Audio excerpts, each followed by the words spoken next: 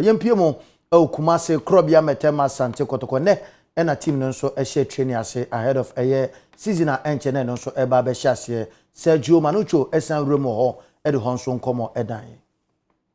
Let's ahodo adununum ena nei omode omoni kira Asante Kotoko bia ya omosiesie omho no me kira adekoje ache ya omode ahosiesie mapano e de ahyehye so efitiri min santini ya yade kodiewo corona yi eyi ti o my Ghana mu ano na boboko bia agi na home na se ye hyeda potin se nsanko gina go pramaso nkodi agora omasan akeka omho akogina go pramaso akosho mboboko ani onyam ne santini nei owura ne tiade maso akunadu ato nsa fe place ya Asante Kotoko mrantie yi amakogina go pramaso akodi agoro no bia nim se dan dikan no na nka place dodo na nya kwan emetrentre omapom na so dodo abepie mu ho no ehye kitafo na ani onyam a omuso botwi ebeta omachi e obia ya omusiesie omho no sahene ya ne tiade Felix anan ekopie mu ho afi kwame ba ka ho Martin Antwi Ogasinokra ene afoforo ka ho na wabra omusiesie omho no emrantie mienu bi ebeka omho a omuso de omho gi mu ya na omusiesie omho empenifo e kire se esabre omone abrantie ne tiade mu Barak Yusuf